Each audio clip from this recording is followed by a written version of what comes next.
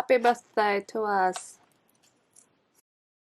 A few months back, I was looking at new releases, just as you do, trying to find things that I was interested in, and I realized many books were coming out on my birthday. My birthday's on a Tuesday. Books come out on Tuesday. So then I was like, I'm gonna find some books to read that came out on my birthday. That's what we're doing now. I was hoping that today, on my birthday, I would have all the books that I had picked out. I only have 2 of them because just shipping things got all messed up, so it's slightly different than what I planned, but it's okay. So the books that I currently have here, first one, Godshot by Chelsea Bieker. Looking at the cover, like online, like I was very underwhelmed, but it's better in person. So our main character lives in Peaches, California, that is going through a drought, and because of this, the people in the town have become kind of desperate and have followed this pastor who has formed kind of like a cult.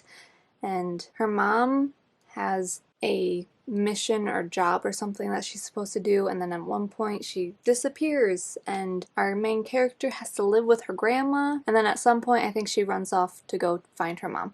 That's what I understand from the plot of this.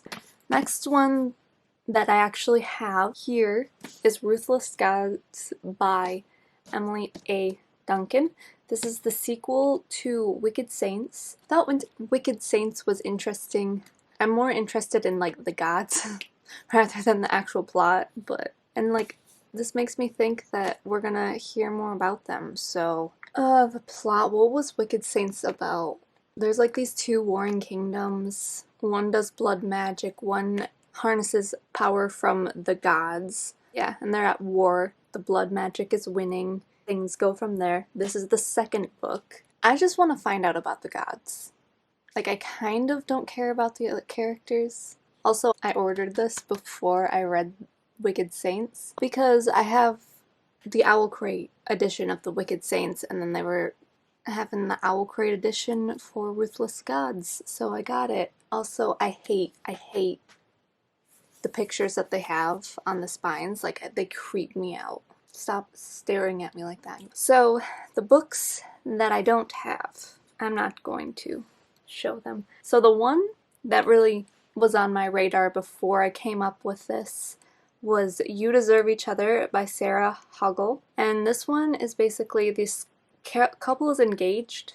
Neither one of them wants to be engaged, but the one that calls off the wedding has to pay for the wedding that they called off, so they're like trying to get the other one to break up with them, but they end up having more fun than they've ever had. So I don't know. I'm just interested to see what happens with that. The Ancestor by Danielle Trussoni. Honestly, I don't really know much about this, and I'm just gonna leave it that way. I don't remember. It sounded interesting. It's like this girl inherits like this mansion or something, estate in Italy, and she goes to it and something's gonna happen. It looks ominous. And then Little Universes by Heather Demetrios.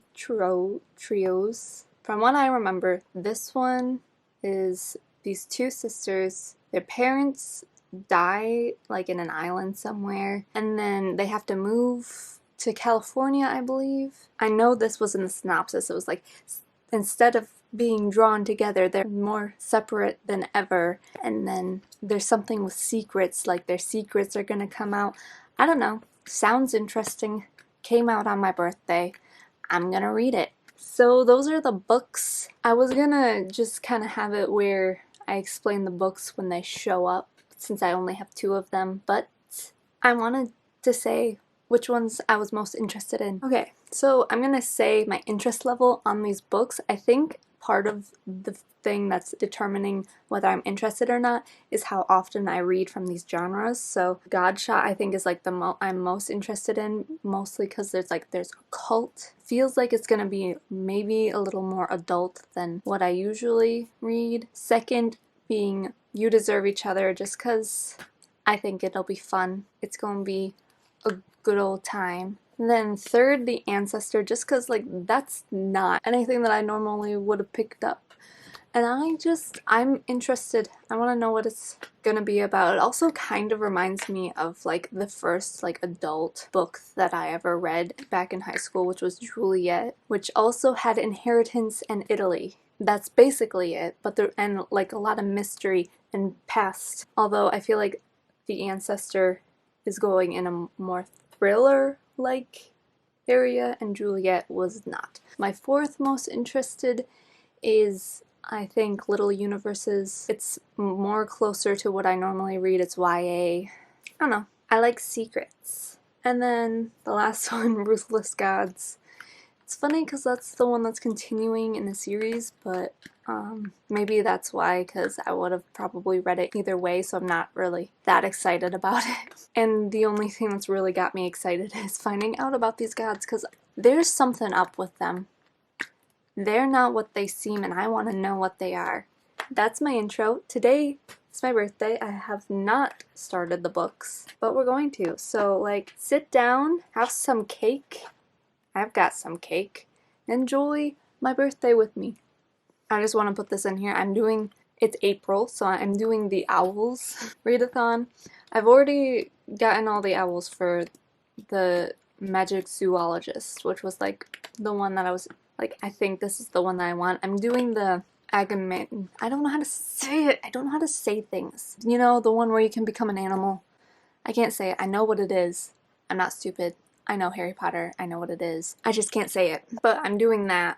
And I'm also just gonna try to do all the challenges in case I change my mind on what career I want to do. But my second choice is the Curse Breaker, because, like, that sounds interesting, doesn't it? Doesn't it? Don't you want to be a Curse Breaker?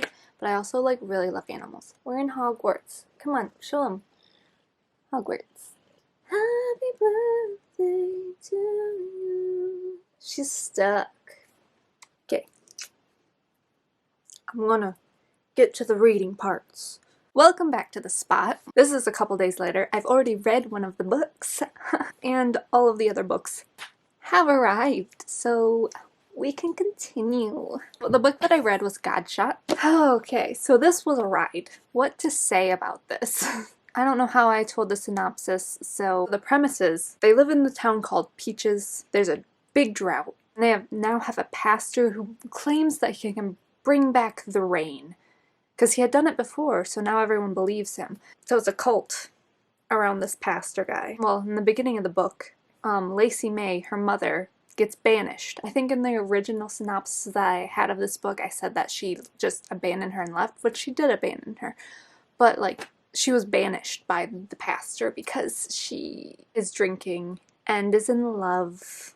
So that's how this book begins. And, I had some feelings. At the beginning, I didn't really like the book for the first, like, 100 pages. I wasn't really feeling it. I was kind of disappointed. That had to do with the cult. I didn't think that it was a well fleshed out, thought of cult. Like, it was a generic cult that if you thought, like, a cult, there it is. The cult that I know the most about is the People's Church, because I had read Seductive Poison for a psychology class, because we talked about cults in that class, and this one was like a weak version of that. From my knowledge from the class that I took, the thing that makes cults work is that the weak are kind of like preyed upon. So, like, people who are, like, searching for something, which makes sense in this one because, like, they want their land to be prosperous once again. So, like, believing that someone could bring the rain, I don't know. It's just, if that happened to me, I would know that that guy's full of shit, you know? It just doesn't seem believable to me that people would believe him, even though it looked like he brought the rain before. I don't buy people following him in the first place. I feel like it was slightly addressed that it was a weak bondage to this cult, but that was my initial problems with this. But the thing is that this book is so much more than the cult. Like, the cult is just kind of like background noise, and, like, allows for the things that do happen in the book to happen. And the beginning of it is very predictable. That's another thing that I didn't like at the beginning. So I feel like if you get past the kind of predictable, weak cult idea, it gets better. And in the end, I did enjoy it. Like not like enjoy, like, it's a messed up story. Don't get me wrong. It's messed up what happens in this book.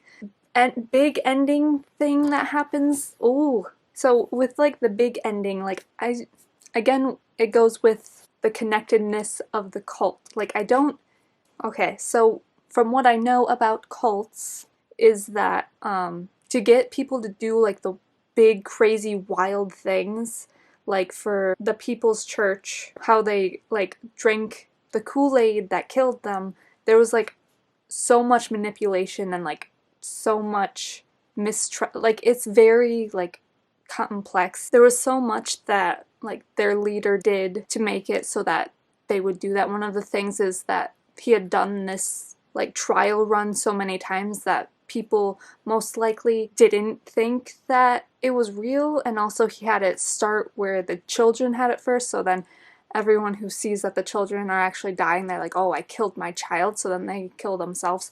You know, there's just like so much that Jim Jones did to make it so that that kind of thing was possible. But I don't think Vern, our pastor in Godshot, did that so that that wild ending scene could have happened. So it's just, if you're gonna read this, I feel like you have to suspend your belief a little bit of the cult, because I don't think that anyone would have allowed that to happen just based on that they want the rain to come. Because that was really the only thing that I could see to follow or to stay with this cult, is to want the rain to come. The story is so much more than just kind of like the believability of this cult, which is why I enjoyed it. The thing that I liked about it is that Lacey May, just kind of like watching her journey, going from being absolutely like one of these people in this church, like believing so hard, to being like, oh, this might not be a great place. I've said a lot about the cult and now I just like, I don't know what else to say. I also have to say, like, her grandma's weird. Oh, another thing I have to say, this book is very focused on women's bodies and like sex, the idea of sex. And there was a couple times in this book where the word pennies appeared. Instead of reading pennies, I read penis. So I feel like that's very telling for this book. I will also say that that has carried on to the next book that I'm reading, which came recently, so You Deserve Each Other. There was the word pecan, and I read it as penis, so it carried. But anyways, I'm currently reading You Deserve Each Other. I just started it. I'm like on page 8. I know I'm only 8 pages in. I'm not sure how much I'm gonna like the writing. Sometimes I do have to get, you know, a little into a book before I'm like into the book, you know. But I think this has a potential of being like the book, one of the books that I have the most fun reading, because it sounds like the most fun. I think Godshot's probably going to be the most wild book. I don't know about the other ones. I'll show you the covers of the other. So Little Universes that came. This is what it looks like. And then the Ancestor. The Ancestor is the prettiest cover. I love it. It's so pretty. See you in the next clip. You know how I said that I wasn't all that excited for You Deserve Each Other, or I wasn't really feeling it? I am now 28 pages in and I want to keep reading, but it's like 5 o'clock and I should go to sleep. But like, that turned around real fast. I think this is going to be a fun book. Just wanted to let you know before I go to sleep. I'm like 140 pages into You Deserve Each Other, this baby here. And, I love it. It's great. I'm having such a good time. I looked up the author because I was like, you know, I'm gonna read anything this woman writes. This is her debut novel, so we'll have to fucking wait. But I'm having such a good time. If you read this, don't let the beginning of the book fool you. Nicholas is a cinnamon roll. Like, he is so sweet. He seems like such a dick, but you know, here's the thing. Is you're only getting one side of the story in the beginning, and then as time goes you can see the other side of the story, and he's just, I just wanted to let you know that I love this. Like, it's just like, it's funny. It's so funny. Although I'm slightly annoyed with Naomi because she's so blind. Like, I feel like she doesn't understand the situation, and it's slightly frustrating, but she's gonna get it eventually. Like, she's gonna understand what's going on eventually. She has to, right? She has to. I'm gonna keep reading now. Just have to wear these because my hands get cold. Welcome to this clip. I finished this baby. You deserve each other. Loved it. Some things that I would like to say about this book. The relationship isn't what it seems from the beginning. Nicholas, he seems like the worst character in the world. He doesn't seem like someone that you want to root for. But in the end, you see that that was all just Naomi's painting him into something else. And I really appreciate that, and that it kind of shows that in relationships or just really anything, sometimes the view that you have isn't actually what's going on. You see things just from your point of view, so it's very easy to not completely understand the world around you, especially when you're so wrapped up in how you feel. And that's kind of how Naomi was. She was so concerned with how she was feeling in the moment. She didn't really think about the things that Nicholas was doing, how he was affecting her life, how she was acting was affecting him. It's really just about a couple who had kind of lost their way and lost each other, and them rediscovering each other and finding out what the other person needs from them and trying to be what that person needs them to be, and just understanding that they can be a unit, be together, be a team, learning to be a team instead of two separate entities, you know? It was good. I had fun. I had also finished Ruthless Gods. I didn't update anything about it while I was reading it because I listened to it on audiobook and I was playing Animal Crossing the whole time that I was listening to it. I'm not really completely sure how much I really retained. I was really rooting for Ruthless Gods. But here's the thing about this one is that if you didn't like Wicked Saints, I don't think that you're gonna like this one because it felt very much just copy paste from the first one. I don't understand how the characters can make the same exact mistakes. It felt like I read the same story twice. I mean, I got more information about the gods, but it wasn't in the way that I wanted. I think that my interest in this series may have ended with this book. And then with that, we'll talk about the book that I'm currently reading. So I started Little Universes. I'm 20-ish pages in. My initial thoughts on this so far.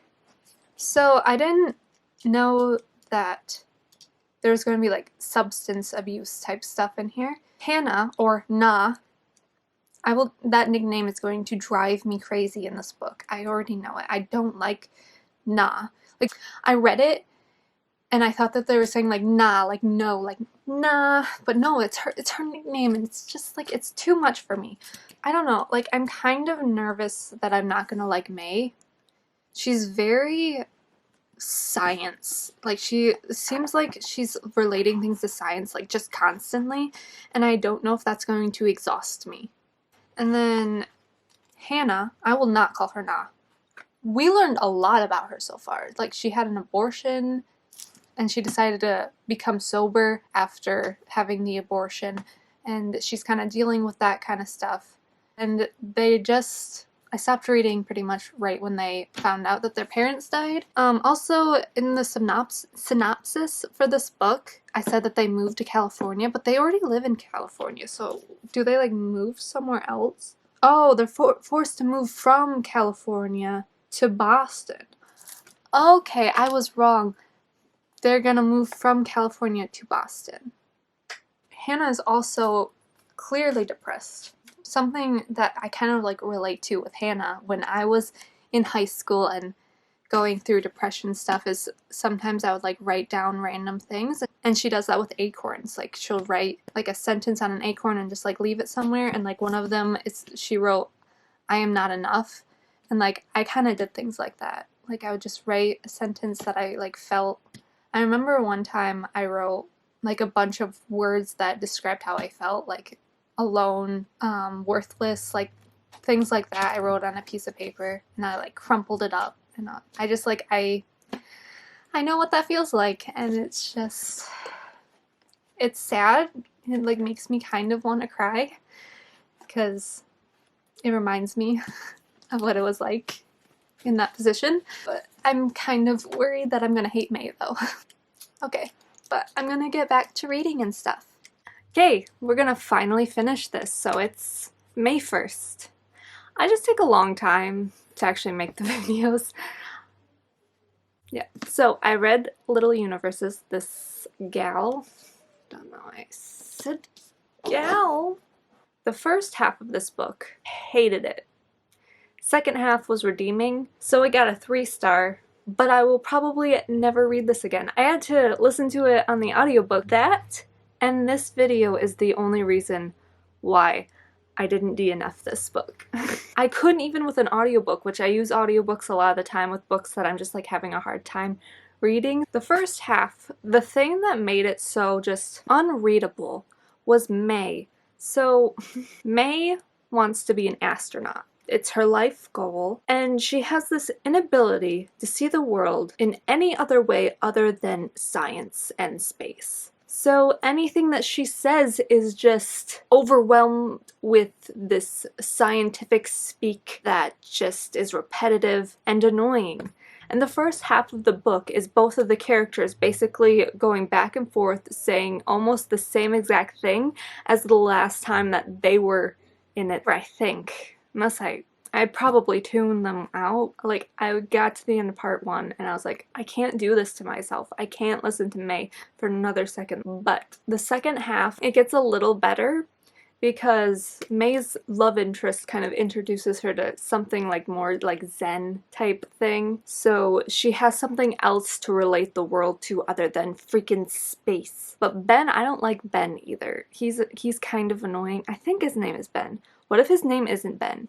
I'm pretty sure it's Ben. I forgot Hannah's love interest's name. I wrote the boy in my notes. Ben actually, he's not that bad of a character, but he just, most of what his existence was feeding into May talking in her scientific speak.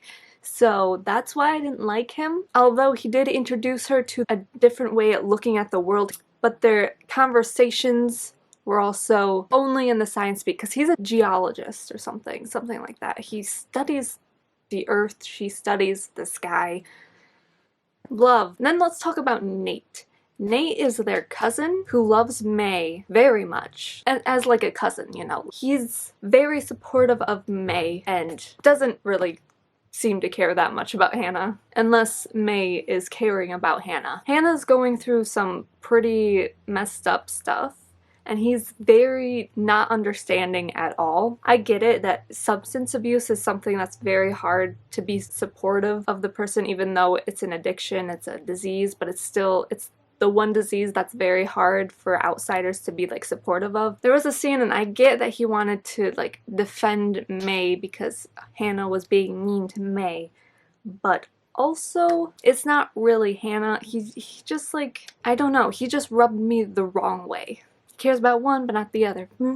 For what I did like, there's nothing really specific about the second half, just like there's more happening. It's a little more interesting. It's not just them wallowing and saying the same things over and over and over and over and over again for half the freaking book. I read a review that said that it's not really seeing the events happen for them, it's watching their reactions to events, but we don't get to see the events, and I kind of get that for the most part. Some of the Hannah stuff you see. So I liked Hannah and her love interest kind of progression of their relationship, and mostly how it was at the end. I'm not gonna say what it was like at the end, but with the love interests, both of them, they jumped to love like that. May and Hannah have been there for like 2 months, and they're like, I love you. You are the love of my life. It's like, cool, dude. Sure. So if you don't like insta love, yeah, that's how I'm gonna leave this. Don't care about Ben and Nate, they can leave. Ben, not really because there's anything wrong with him, he's just annoying. And Nate, just because he just rubs me the wrong way. Okay, and now we'll talk about the final book, The Ancestor. Wasn't what I expected at all. Our main character, Bert, or Alberta as she is referred to for most of the book, she finds out that she is like this lost heir to this estate in Italy, and then she has to go there and there's like this dark secret and stuff. And I thought that this was gonna be a thriller type thing. It's not. There are parts of it where you'll be like, ugh, gross. But other than that, there's some kind of spooky bits that, like, if the story was a thriller, it would be kind of scary, but it takes a very different turn. It's kind of like a weird evolution story. That's what this book is. And I don't really know how I feel about it. Like, I enjoyed it. I don't want to say really anything about anything that goes on in it because I don't want to spoil it, because like trying to find out, I know like I'm someone who likes spoilers, but I feel I didn't spoil myself for this book at all. And I think that's the way it should be. Just like don't really know anything about it and then read it. It was an interesting book.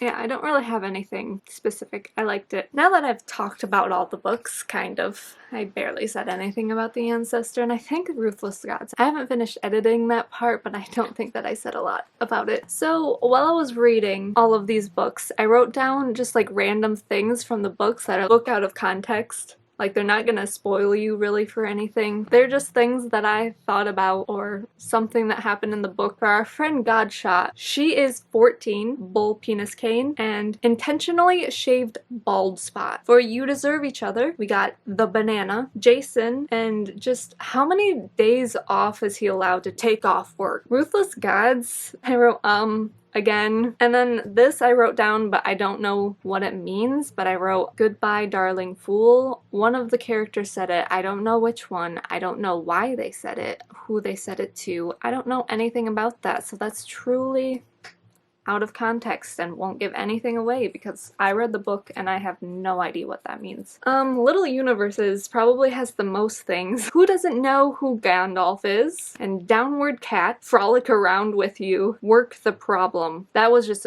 something that annoyed me, I think. Work the Problem and Do Right by the Miracle. I just wrote that down because there were two phrases that by the end of the book, anytime I heard them, I would roll my eyes. With 34 Cry.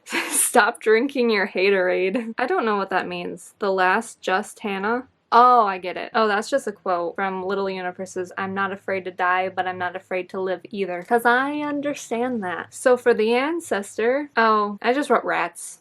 I have a quote, but like, other than that, just rats. I knew I wrote that, but I didn't know that was the only thing I wrote. Let's see, let's think about the book and other random things. Oh, what happened in the book? Just like the whole thing's weird, so like, I don't know how to take anything out of context. You could take anything out of context. Rats is a good one though. Could be Rats and Butterfly. Those were all the books that I read for my birthday. I hope that you enjoyed this video. Like, subscribe. I'm really glad that I did this, that I just like picked random books. I found so many books that I never would have known about or picked up. Well, 3 of them I wouldn't have ever known about. So even if I didn't like one of the 3. But I'm really glad that I did my little thing and I had a great birthday celebration of books. So bye. Oh God. Hello, sir.